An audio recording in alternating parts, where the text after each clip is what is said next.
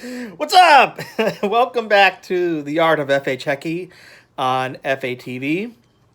Art of F.A. Checky is dedicated to obviously my art because it's my show, but art and promoting the arts and your views help us to get to where we'd like to be. So the more views, the more you can monetize your channel. But what we're trying to aim for is to get to the point where we have enough revenue to give half of all the money, 50%, to art charities, the arts, and other charities as well, including for endangered species, animals, animal rights, and dogs, and shelters for them, and so on. Please like, please share, please subscribe. These things all matter to get us there. But I'm very proud to announce this again to start off the show. And welcome again. Thank you for watching my show. The Art of F.A. Checky's really brought a lot to me in my life, a new outlet other than Facebook and Twitter, Pinterest, all the other places on social media where I present my art. So it's FATV on YouTube. We are really starting to get more views, and it's we're doing pretty good, but we're not making money. In case anyone's wondering, so please help us out. I figured we'd start right away with some Bob Ross candle lighting. Just going to our little ritual of lighting the Bob Ross candle here, and so that way I can talk and just kind of get into some stuff as I struggle here to light this dang candle. Ouch! I burned my finger. The candle is not as strong as it used to be, or big as it used to be. Oh, geez. Try again. Anyway, we would light the Bob Ross candle every show. There we go. Without my finger, I burned it. We light the candle every show in commemoration to a wonderful person. I think of him more as a wonderful overall human being, Mr. Bob Ross. And we have a little shrine over here. A wonderful human being who I love very much. And I light my candle for him because he's one of the people that inspired me not to necessarily paint like him, even though I've tried to paint like him before in the past, just to learn what he did.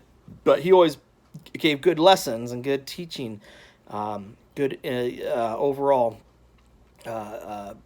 art edification, if you will, art lessons per each episode of his show. And I always look to him for that positivity and that warmth in many ways, which, very nostalgic for me. Grew up watching PBS, and when I was sick, a lot of times, even on weekends, I think I'd see him every once in a while. But when I was sick or whatnot, I'd be watching his show and enjoying very much the feeling and sensation of seeing him put these things together in 30 minutes or so.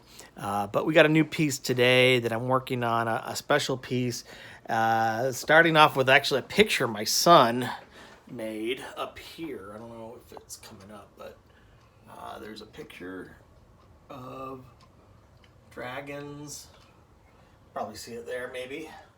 Put up some of my kids' pictures there, but two dragons that are father and son, actually. He said, "That's you and me, Dad." Well, here we are. That's us. Sketched out a little drawing on here, and got some liquid clear. There's some liquid clear applied to the board, or the canvas rather, the canvas. You get to see more here, but that's the basic layout for this. And I'm going to do a couple dragons. How much fun is that?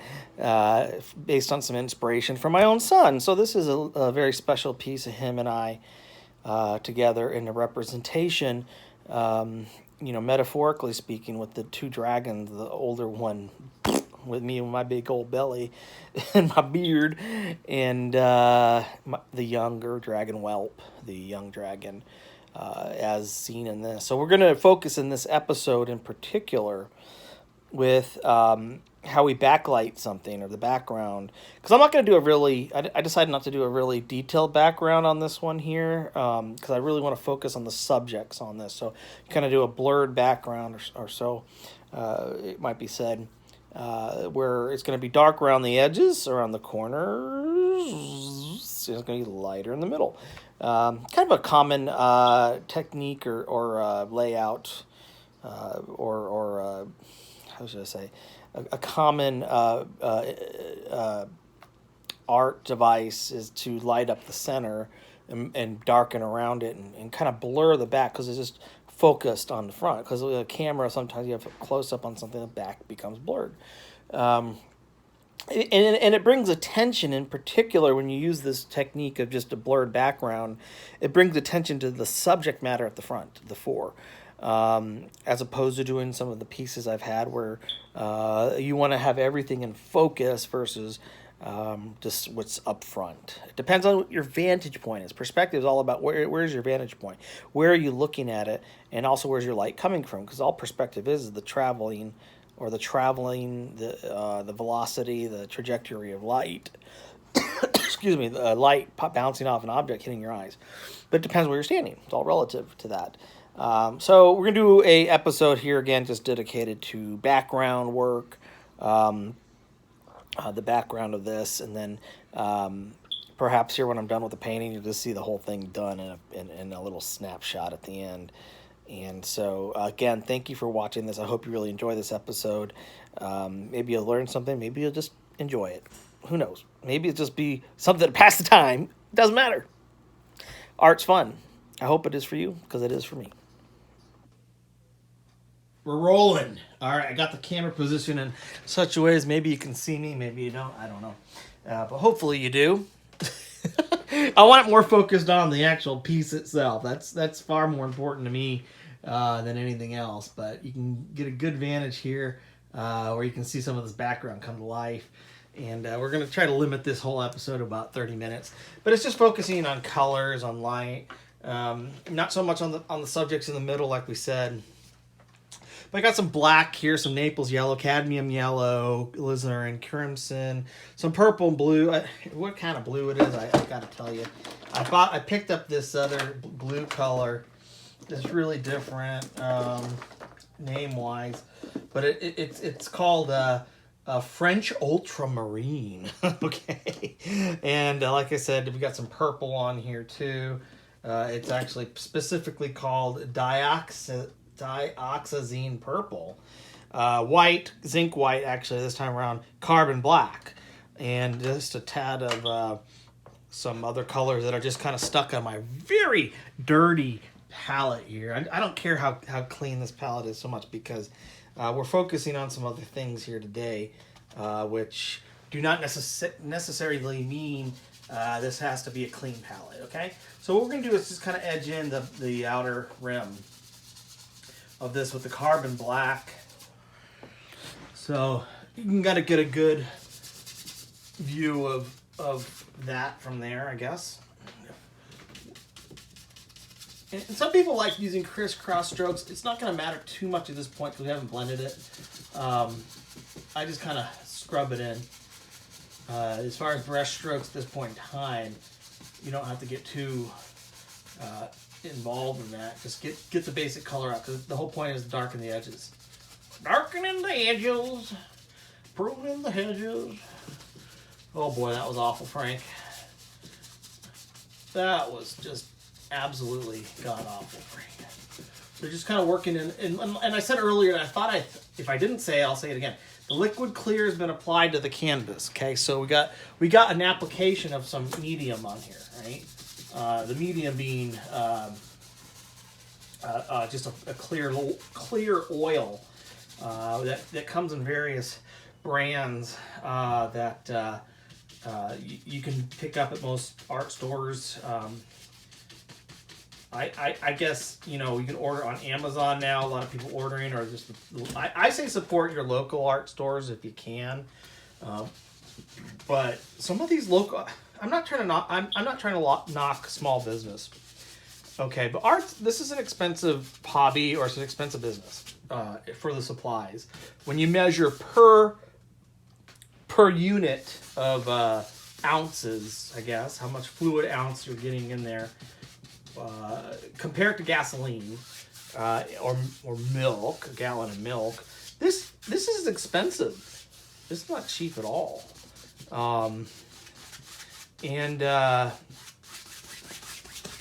So just something to consider is, if you're getting into this seriously, is some people want to sell a lot of paintings. So they're volume artists, they sell a lot. When I say volume, is they have to produce to make money. It's part of they make a living that way. The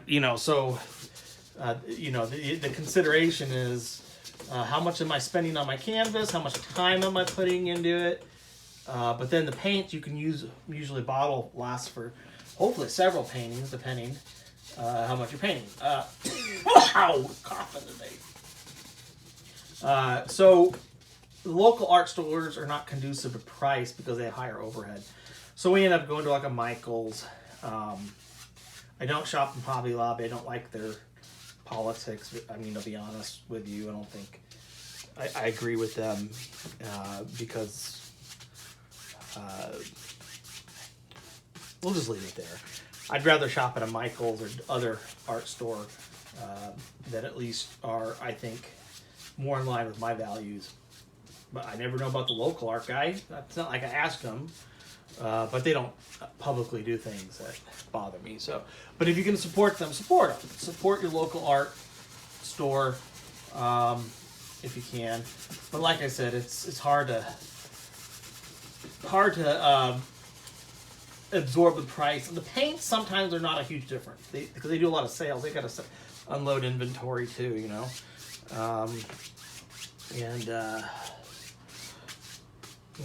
I would say try to buy from them if you can, as opposed to a corporate one, because I do support small business. An easel there, if you want a real nice easel, you're going to get one at a local art store. If you're going to buy some huge canvases that are irregular sizes, probably going to find it at a local art store. Everything at like a Michael's or Hobby Lobby is very standardized sizes, unless they can special order it for you. But this is just another, standard 18 by 24 or something like that. 18 by 20, something. I think it's that size. Didn't need anything too big for this one here. You're going to be using small brushes anyways. Museum pieces, I think people like really big canvases, but not always. I think there's just this kind of odd, in vogue, or how should I say, art standard, unwritten standard. Had a little break in there. I'm not sure where we left off, but we'll find out later. But using the, like I said earlier, the Naples yellow, and just kind of working my way around with that. Let's see how that looks. I want to keep the Naples yellow more towards the top, add in a little white to soften it, and then we'll work on some other colors following that, and then we'll blend it all. Okay. And so, Naples yellow to begin with. If you're not liking your contrast or your brilliance, just add in a little white here and there, which I think I'll just do a little right here, just to kind of bring in some of that color there. All right. Pull that in there.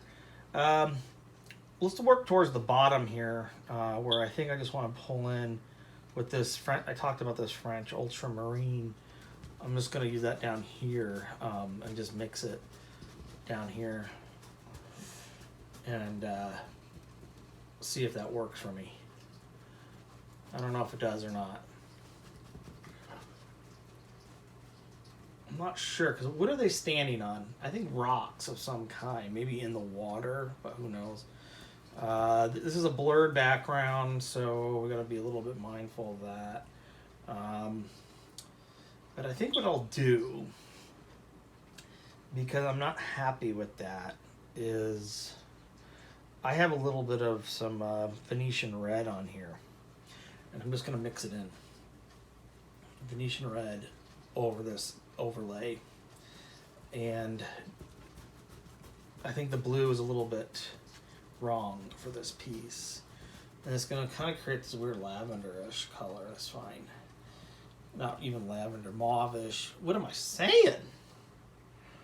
What am I saying? Put a little bit more in there. Who cares?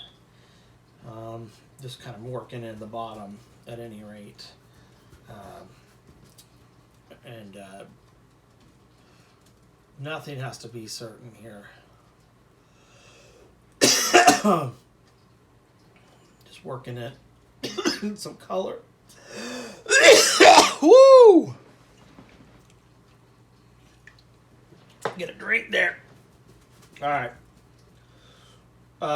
Keeping in mind the forms are still matter a little bit here, but the basic shapes do not necessarily have to. Because we'll fix that later. We're just bringing in some color, but keeping our drawing intact. And just kind of working it.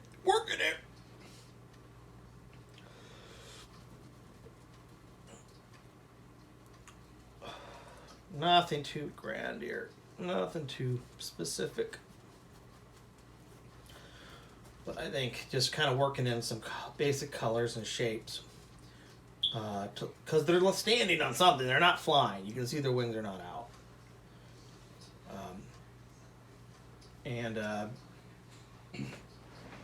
Wow. Okay. I'm going to just kind of work the brush in here. And then we'll take the 2-inch brush later and just kind of blend this a little bit.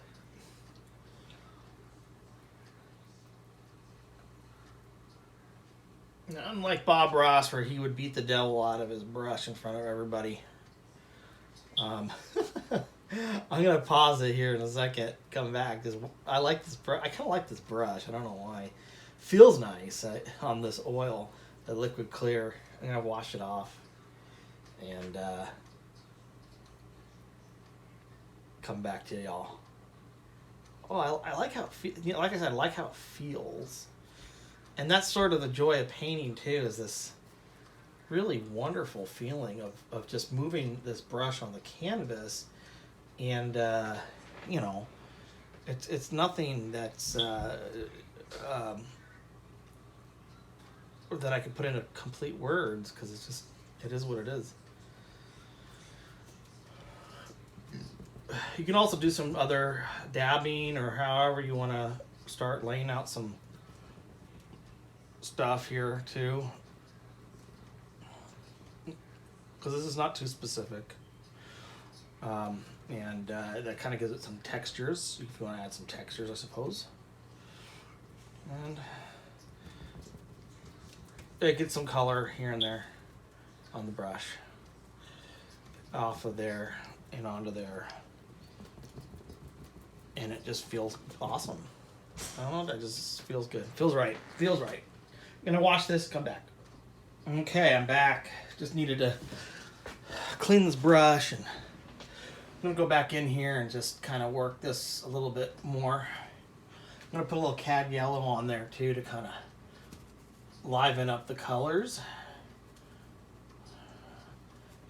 and just kind of tie a little bit of this together here in between this margin here, which is where the dark is we're talking about.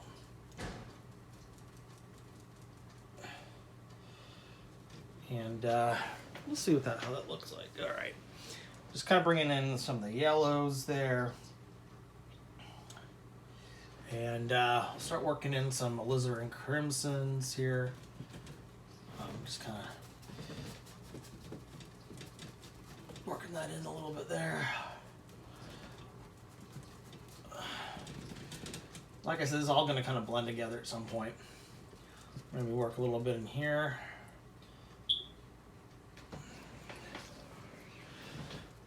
Not getting too specific yet either. This is all going to be blurred anyways, and once it all blends in, it's definitely going to have a different look to it, because that black's just going to come in and penetrate this a lot more. Now I got these purples, this purple here, which I kind of mix that right there.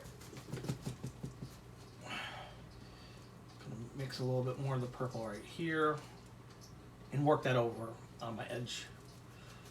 Okay.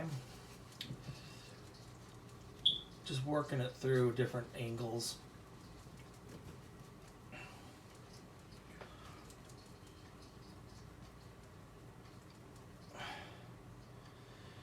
Nothing too specific, like I said. We're just working in color.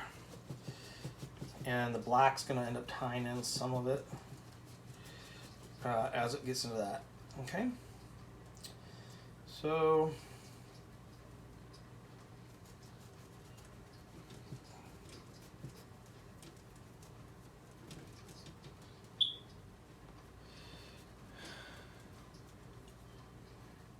maybe it's clouds, who knows? It's all going to get blurred, and that's fine. You can kind of see it there. Basicness. The basicness is. It's not basic maybe in some eyes, but to me this is extremely basic.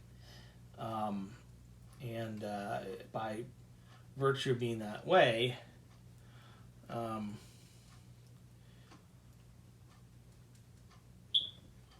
has not been blended, has not been cured in a way that I want to look on the canvas. So I'm gonna find another brush here, just to kind of lay in some white. I think we need to really decide in here a great point of light, which way light I think might be coming. And I think we need to work in some light here. Just take some zinc white and just start mashing it in. And start working a little bit maybe in here. Around these edges. Just some white.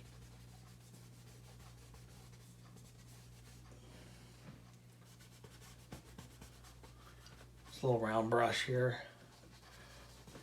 Just some white here before I start blending in and really pulling it in, because it will be all pulled in. Put a little more purple right here maybe.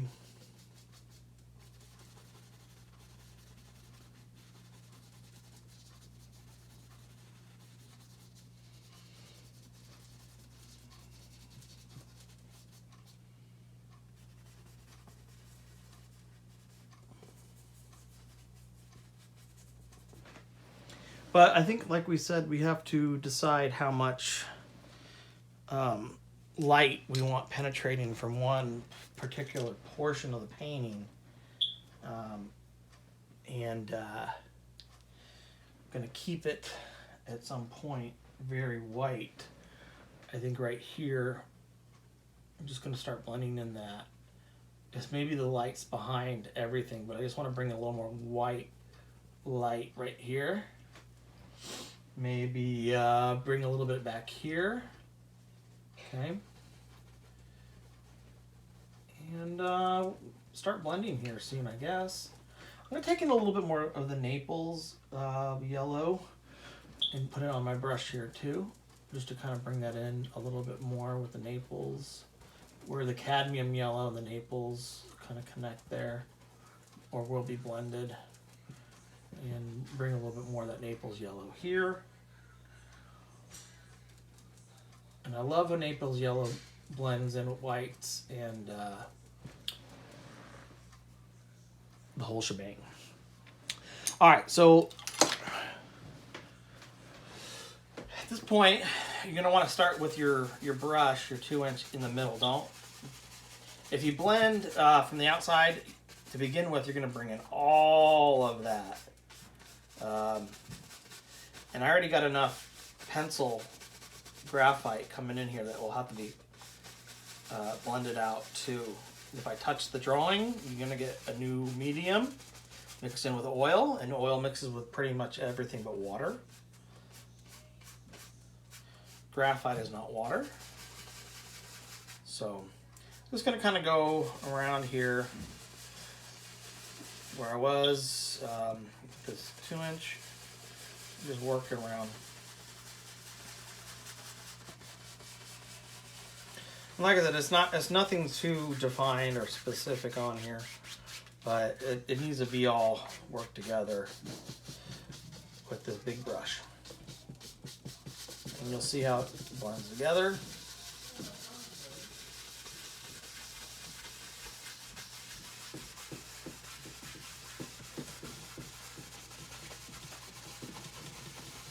Hey, you just see my text? No, what? What's up? Can I use the car for work today? When do you have to go to work? 12. My mom needs to go to the beauty salon today. What time? Take her now, if you can. Okay, how long is she? Because I have to. If I take her, like, I'll have to leave her then. How is she gonna get home? I mean, what is she getting done? She gotta get her hair done, Austin. What time is it right now? 11:30. You talk to her, and because she really wanted to get her hair done today. Maybe when your mom gets home, you can figure out something. Just tell her that you need to borrow the car for work, and then I'll talk. I don't have school tomorrow. So, oh well, no, never mind. I was gonna say I'll take her tomorrow, but I'll figure out something with your mom when she gets home. okay, because she's already like halfway here. All right. Well, maybe we'll just drop her off later, and then. Okay. All right. Just let her know what's going on. Okay, I will.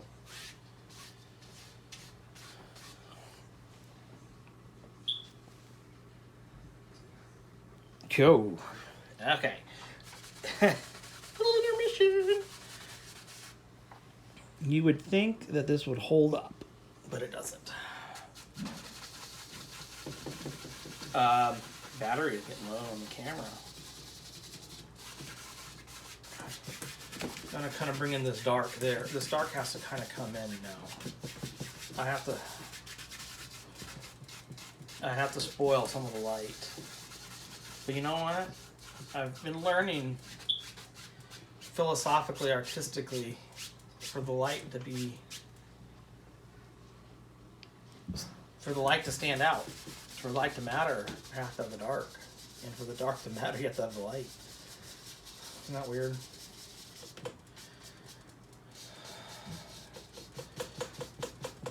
And I think that's true. I don't have the best easel on here, so on my detail chair. I need to fix my easel here. Actually, it's not stuck to the table as much as it used to be. I'm just going to kind of bring in this. Tap in some color here. That just gives you kind of a general idea of this background.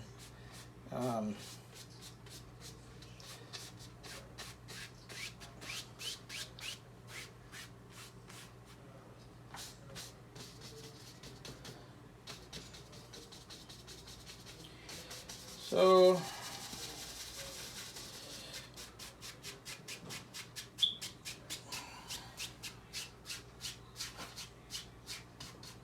we'll get the edges a little bit more some black because I kind of spoil a little bit of the edges, but that's right.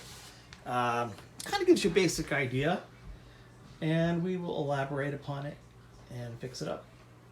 Kind of where we are with this, and I'm just doing kind of some of the final blending, finishing up my video here. I think we had a few interruptions in there, but because of that technical problem we had,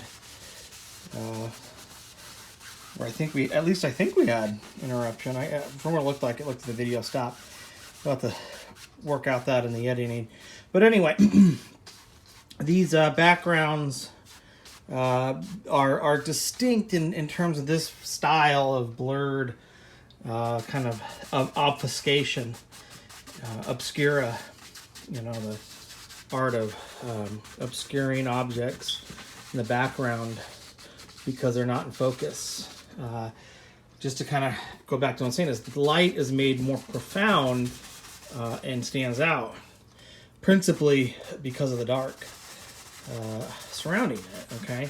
And it's just a wonderful way of just doing something that just feels really profound, maybe a little bold and fun. Got to blend a little bit more in this around these creatures. My son's gonna be like, "What do you mean those creatures? Those are us, Dad." Yeah. Well, they're in the painting. They're the dragons, which kind of like creatures, I guess. So I just kind of want to tie in together a little bit more. I put in a little raw sienna into this mix here, just to kind of break up the colors a little bit, soften up wherever the white is.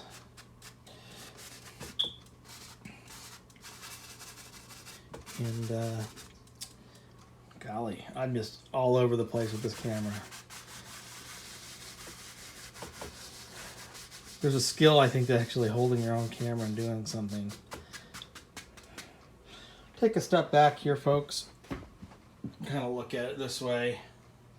What I'll probably do that you're not going to see here is I'm probably going to put in a little bit more white in there and blend it in a little bit more Naples yellow just towards the bottom there. But pretty close to done. All right, this is... All right. Oh, we're going. Okay, it's filming. That's Matthew. Hi. Hi, Matthew, my son. And that is his drawing. That is the only reference for this painting. There are no others. This is all original artwork by myself. And got a background going there. Pretty much done, I think. I might splash in a little more brightness of light down under where you see the dragon's head. Just maybe put a little bit more white in there to kind of illuminate the back. But that's pretty much it. And it's a darker background, a chiaroscuro sort of light on these dragons, and dark around the edges. Probably just a little bit more blending, and we'll start on the dragons themselves. All right. What do you think, Matthew? I like it.